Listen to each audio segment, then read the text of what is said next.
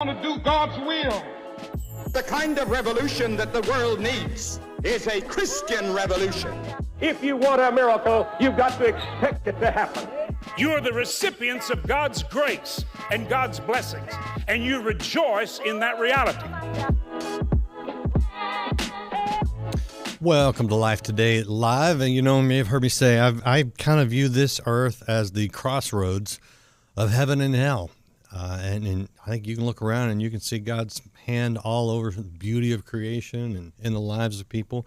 And you don't have to look far to see what hell can do on this earth. If you ever wonder if there's a spiritual battle going on, just turn on the news today, because there's some things going on in our world that are straight out of Satan's playbook, and it's playing out in horrific ways. But we're going to talk to someone today who has fought his own spiritual battle. In fact, he's a pastor down in the Houston area, Bay Area church, League City, for those of you who know the area. And he has a book out telling a lot of his story. It's called War in the Wilderness by Pastor Brian Haynes. And his website describes him as a pastor, a writer, and someone whose passion is to restore people. And I just love that positioning. But there's more to it than just a tagline. So appreciate you guys being here. Nicholas, great to have you. Anybody watching live, you feel free to jump in on that chat and be a part of the conversation. We're always glad to have you here, and in the replay as well. We appreciate your nice comments. Pastor Haynes, great to have you on Life Today Live. Welcome to the program. Thank you so much. So, this is a very personal story for you, and instructive, I think, for anyone who's walking through difficult circumstances. Jump right in wherever you want to start and tell us a little bit about where this came from and the battle that you fought. Yeah. So I want to give you some framework, maybe some theological framework to begin with, and then I'll tell you the story. About 2006, I started leading hiking tours through Israel in a rabbinic sort of way, kind of teaching people to be followers of Jesus, head, heart, hands, and feet, geography, context, history, all that. And one of my favorite aspects of that experience is the time that we spend in the desert while we're there, kind of the wilderness lands of the Bible. There's so many lessons to be learned in the wilderness because all of the Bible is sort of written with that wilderness in the backdrop. You have, the Garden of Eden in Genesis chapter 2, where it's paradise and man and woman are walking with God in the garden, and they sin and they get cast out of the garden into the wilderness. You have the people of Israel coming out of in Exodus, out of captivity in Egypt into the wilderness. We have just this metaphor of life that is the wilderness in Scripture. And so that theological reality that we're living life between two gardens, a Garden of Eden and the New Jerusalem in Revelation 21, I think is a really important awareness that we need to have as Christians, because everything between those two gardens is in fact wilderness. That's the metaphor for life in Scripture. And there's a war going on in the midst of that. We have this enemy, Satan, that Jesus describes as a liar who came to kill, steal, destroy. And so with that in the backdrop, I kind of like to tell you my story, so that you can understand we as a family sort of get that. Nobody's exempt from the wilderness. Nobody's exempt from the war in the wilderness, and our family's no exception. We're kind of one of those families. We're definitely a pastor family, but more than that, like even if I wasn't a pastor, we would be a Christ following family. We're just committed to Christ and our faith, and we're not perfect, but tried to lead our kids spiritually, tried to do the right things, and still life wrought with difficulty. Particularly our oldest daughter. We have three daughters. Our oldest daughter, when she was a teenager, we began to experience with her just things internally inside our home that didn't make sense with the trajectory of her life. Things like depression, anxiety, anger that we didn't understand, addictions that she was wrestling with, things like body dysphoria.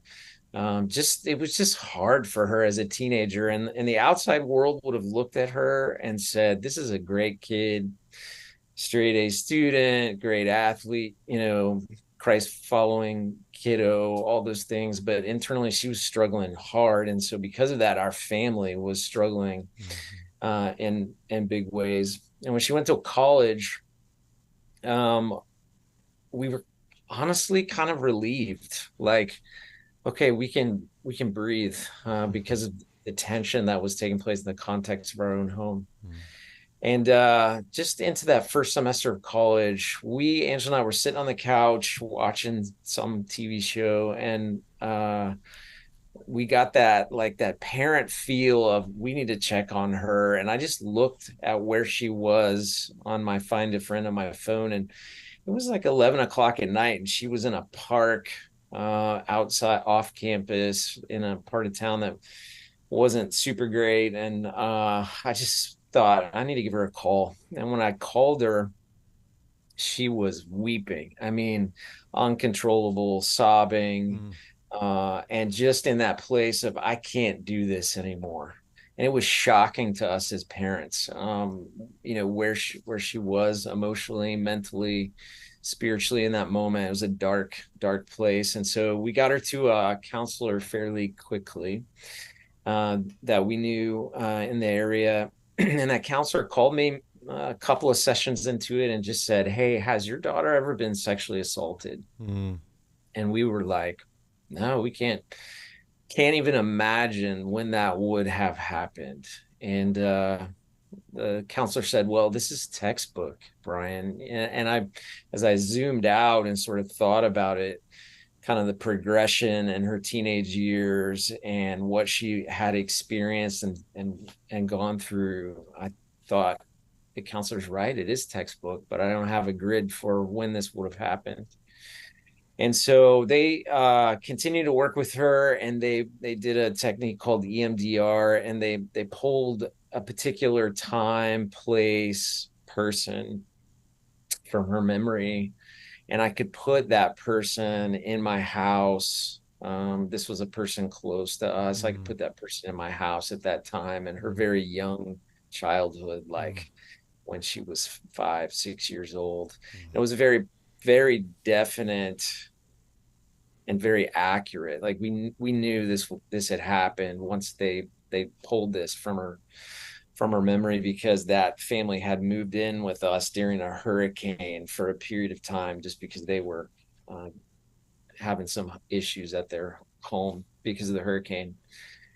And so at least at that moment, we began to realize, okay, this is the monster that we're fighting. We didn't understand what it was up until that point.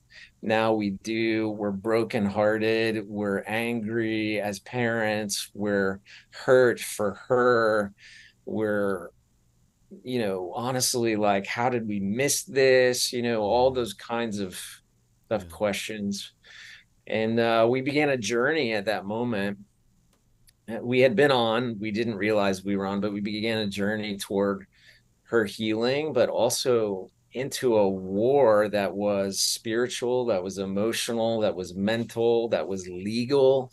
I mean, it was a terrible season of life. Our family would look back on that time. Every one of them would tell you, this was, for us as a family, the deepest, darkest part of the wilderness that we've ever been in life. And we learned things about God. We learned things about the enemy and how he works. We learned things about the intersection of our faith and mental health.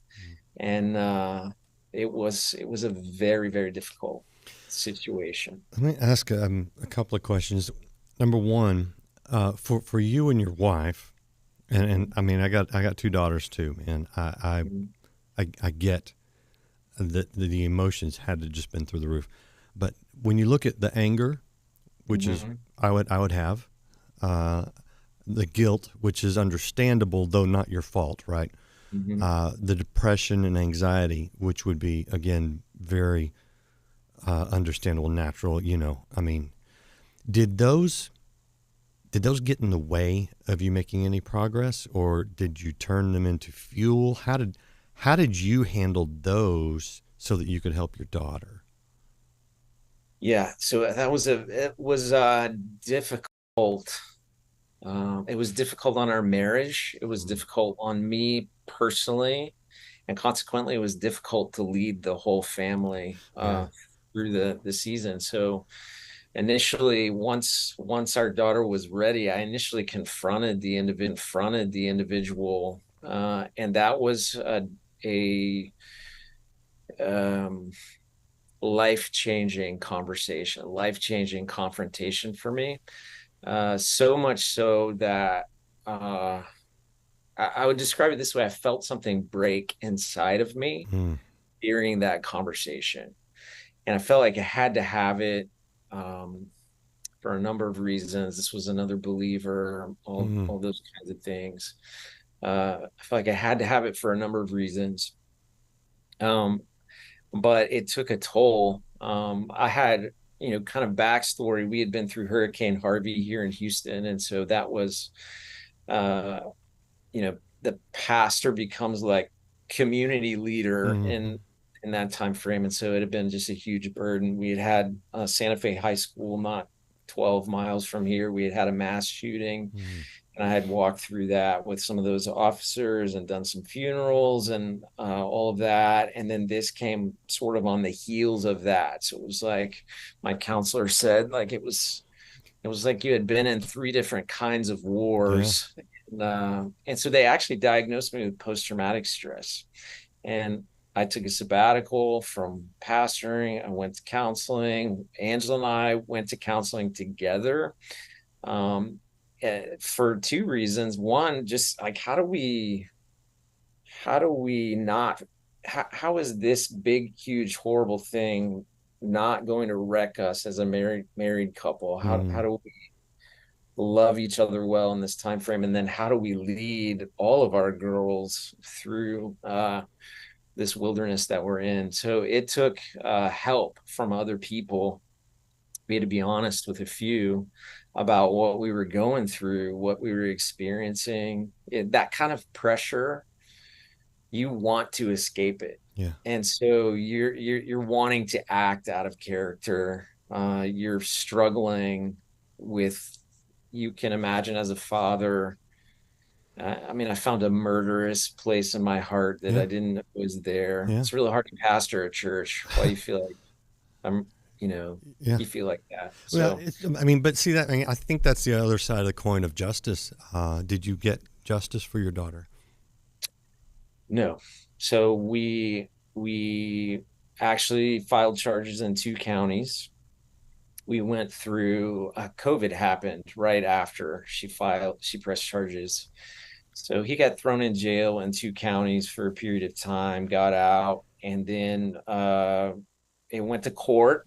Both sides went through that whole process, and our takeaway at the end of the day, one county dropped it, Mm, because they didn't think that they could win. They didn't have there's no DNA. This is from yeah. childhood. It's Yeah. his word against her word.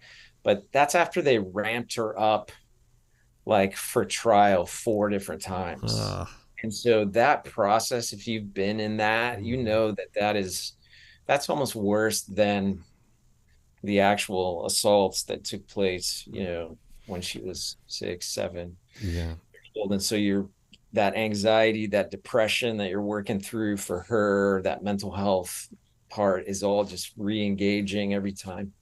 Long story short, we one county dropped it, and then when that county dropped it, the other county also said, Uh, I don't think we're gonna be able to win this. So you okay. get like justice in a court of law.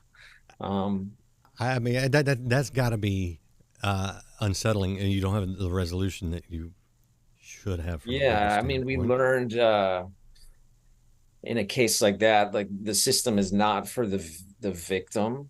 Um, I have real thoughts about Yeah, all I'm of that for sure. sure.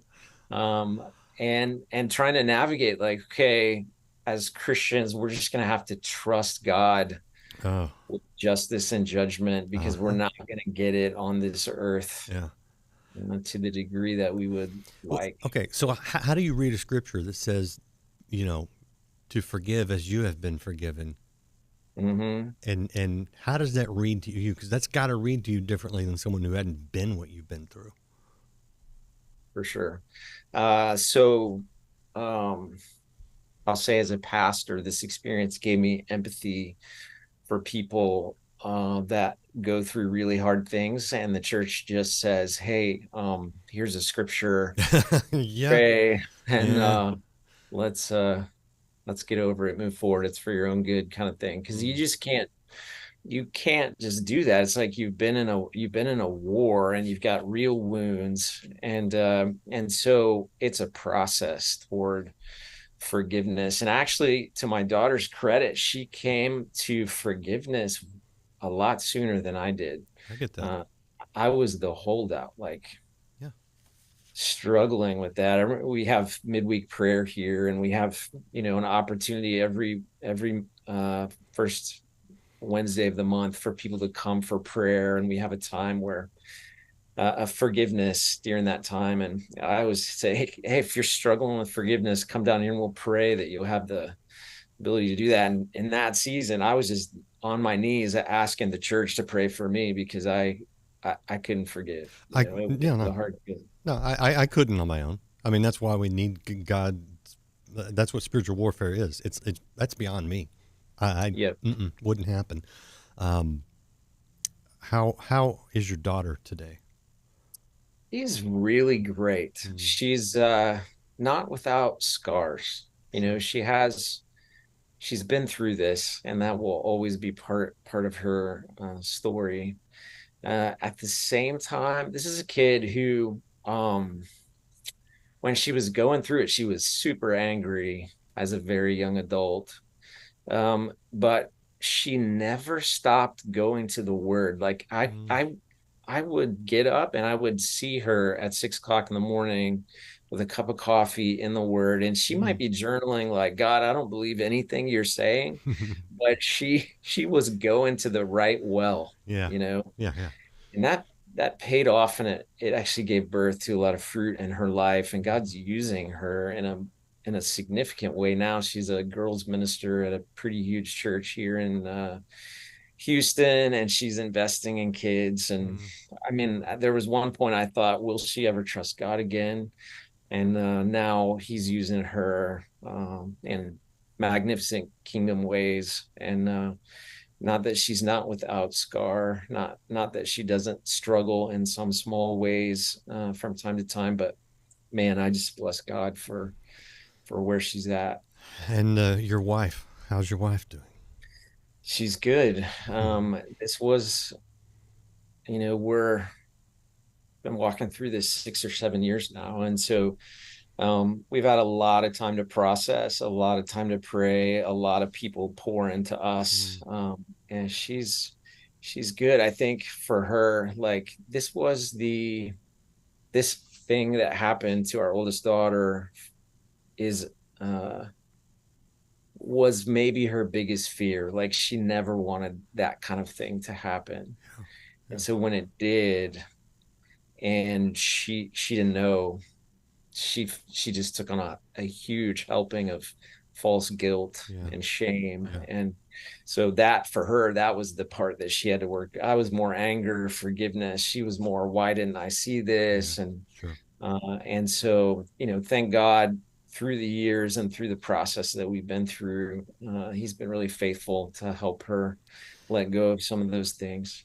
And your other daughters, how did it impact them? I can't imagine. Yeah, both impacted. Our middle daughter is just 3 years younger than the oldest, and then our youngest daughter is 8 years younger than the oldest. And so um, they were impacted by, it's almost like secondary Right. issues, the anger that they were on the other side Mm, of, yeah. or the fighting. I mean, there was a lot of, like, between me and my oldest daughter, prior to us realizing what had happened, she had so much anger that she would come against different people in our family in ways. And so me pushing back and holding the line and just all that chaos, that impacted them. Mm. And so we've walked through that with them as well. I mean, looking back, it really was a war, a spiritual war going on inside our own home. Both of them as well. Like, I just bless God, they walk with Jesus. Mm. Madeline's a senior at Texas A&M, a worship leader at her church, Mm. leads a small group, just I bless God for that. And Eden, same way, as a 16-year-old, just making a difference for Christ, and grateful. I'm thrilled to hear that, because I mean, this is the kind of thing that a lot of people will wonder, where is God in that? Where was God when that happened? Why would he let this happen? It's a very common thing. I want to show people real quick. This is the book War in the Wilderness by Pastor Brian Haynes, where he tells his story. And Brian, I want to, as we get close to the end of the discussion here, what do you take away from this war, this awful, damaging, war that's leaves scars, and still, I mean, I'd still be seeing a counselor or something, because this is, I'm sure that there are moments where it comes back like a Sure. PTSD experience Yeah. would. But what are you able to tell other people who are going through their battles? So there are two lessons that I think that I learned that will carry me the rest of my life, and they're simple. You would kind of expect a pastor to say these things, but I'm not saying them as a pastor. I'm saying them as someone who's been through this difficult season in the wilderness. When we go on these hiking trips and we spend time in the wilderness, you realize it's a beautiful place, but it's wrought with difficulty. Mm. And the thing that you need more than anything is water. If you don't have water, you can't survive in the wilderness. Mm. And all the pictures of God in the Old Testament and even through the Gospels, they are desert pictures. Like Jesus says, I'm the living water. Mm. The psalmist David says, God he's the shade at your right hand. He's your refuge. He's your strength. He's your rock, your strong tower. It's all these things you need in the wilderness to survive in the wilderness war. And so in the midst of our trouble, I kept praying for relief and release, like, get us out of this, take us out of this. Yeah. And you expect some sort of miraculous, Black Hawk extraction from the wilderness, and it doesn't come, or it didn't come for us. It might for some people. It didn't come for us, but what I found was God wasn't absent. He was there, and he was just enough for the day every day. I'm reminded of how Jesus taught us to pray, give us this day our daily bread. Mm-hmm. He was enough shade for the day, enough living water for the day, enough bread for the day. He was all those things we needed all along the way. And it's actually made us stronger. It's made us understand God, who he is more. We connect with verses in the scripture about suffering and difficulty in ways we never would have before. So we learned he is really Emmanuel, God with us. And then the second thing I would say is, especially people sometimes in church, they try to hide like everything's good, everything's perfect. And you cannot go through life alone. You will die in the wilderness alone. Isolation is one of the key tactics of the enemy. So if I didn't have a few guys in my life that were holding me up, that were pushing me toward counselors, doctors, accountability, care, just friendships.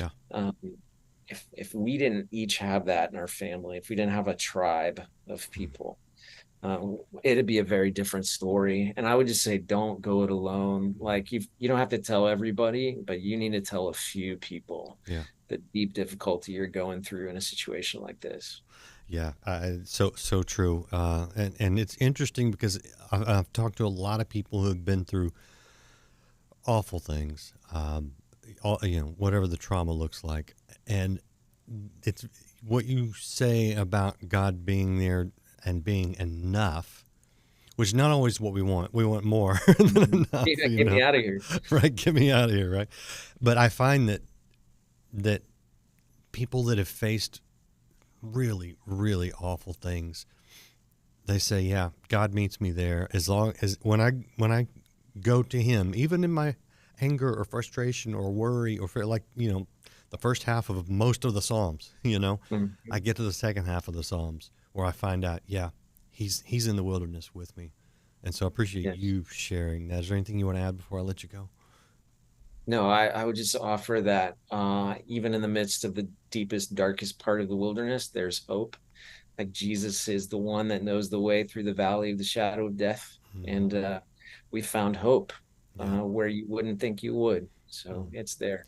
Yeah. And, there's no shadow without a light on the other side. That's true. And but you got to walk. Yeah, you got to keep walking. There's no Black Hawk in the valley of the shadow of the death. It's we walk through, and that's the beauty is that you can walk through. But and again, what Brian said about having that tribe to walk with you, so critical. Thank you, sir. Appreciate you.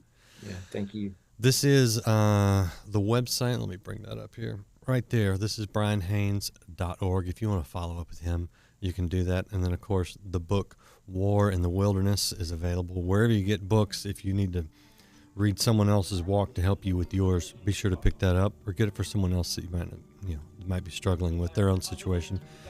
And as always, that share button is there for you to encourage someone else. Appreciate you guys being here. I'll see you again next time here on Life Today Live.